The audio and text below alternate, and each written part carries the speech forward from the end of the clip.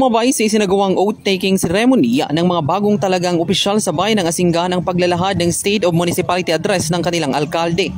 Imbes na inaugural speech ni Mayor Carlos Lopez Jr. ang napakinggan ay kanyang isinentro ang mga nagawang proyekto at programa sa kanyang administrasyon sa nakalipas na 2 termino. Kabilang sa kanyang binanggit dito ay tungkol sa mga nagawa sa peace and order, infrastructure project, edukasyon, agrikultura, disaster preparedness, healthcare, social services, animal health and rabies prevention, mga natanggap na parangal ng bayan at iba pa.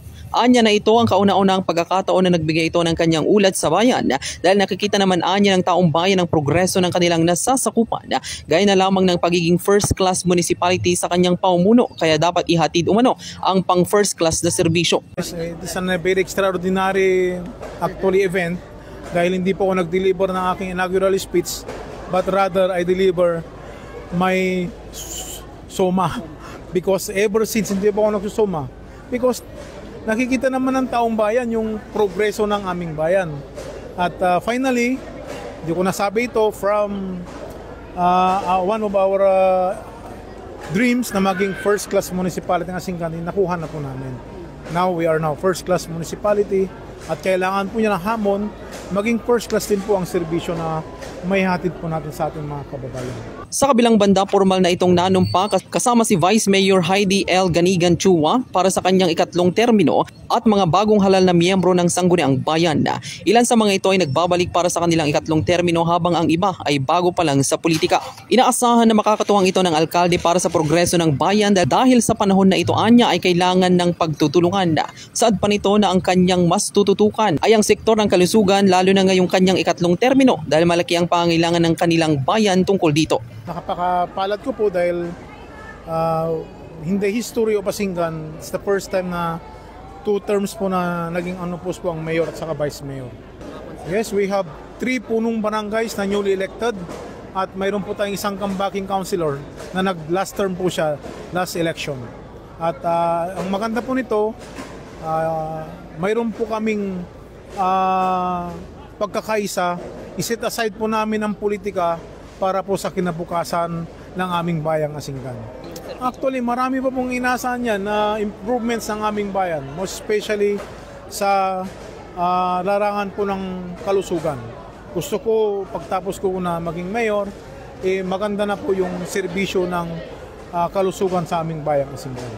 Na mayroon na pong free x-ray, free ECG, ang pinagkuhanan po namin ngayon yung free na dialysis kasi yun po yung pinakamasakit sa mga may pasyente po na ngayon, masakit sa bulsa talaga ang dialysis kaya pinag-ipunan po namin na makabili po kami ng dialysis equipment para po sa aming mga kababayan.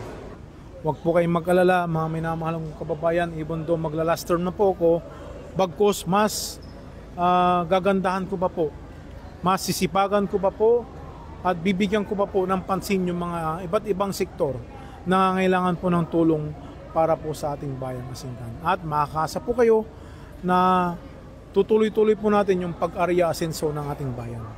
Samantala, isa din sa naunang kaganapan ay ang inauguration blessing ng kanilang bagong public auditorium na pinangalan sa ama ng alkalde na si Mayor Carlos P. Lopez Sr. Ang pondong ginamit ay galing sa Department of Agrarian Reform sa pamumuno ni Secretary Conrado Estrella III.